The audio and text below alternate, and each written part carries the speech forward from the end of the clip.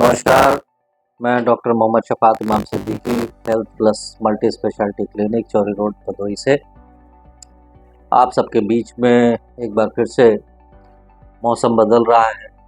ठंड की तरफ हम बढ़ रहे हैं और ठंड सुबह में दस्तक दे रही है।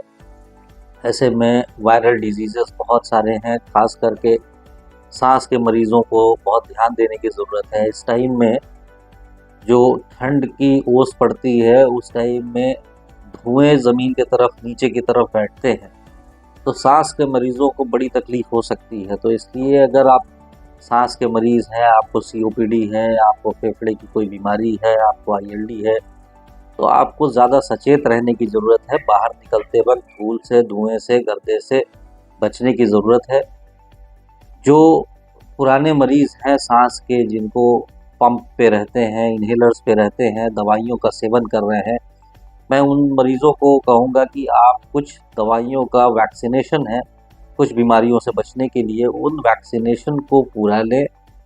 इन्फ्लुएंज़ा का वैक्सीनेशन है, निमोकोकल का वैक्सीनेशन है, जो खतरनाक बीमारियां हैं, खतरनाक तरीके से आपके बीच में उत्पन्न होकर के आपके फेफड़े को खराब कर सकती हैं, निमोनिया, जानलेवा घातक निमोनिया बना सकती हैं। तो इन सब चीज़ों से बचने के लिए हमारे बीच में कुछ वैक्सीन्स अवेलेबल हैं।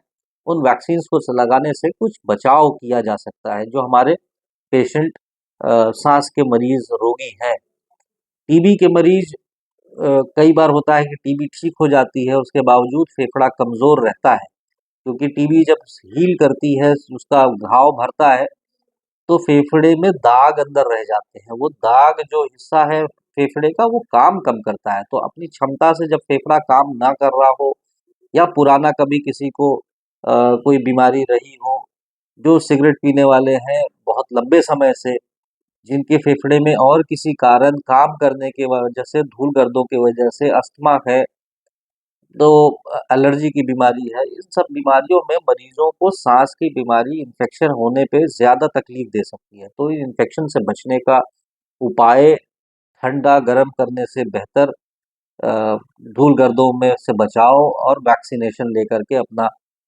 बीमारी का प्रभाव जो है वो कम किया जा सकता है। इसके लिए हम और आप जागरूक जागरूक हो और वैक्सीनेशन के लिए अपने निकटतम डॉक्टर से मिलें और उनसे वैक्सीनेशंस पूरा कराएं। धन्यवाद।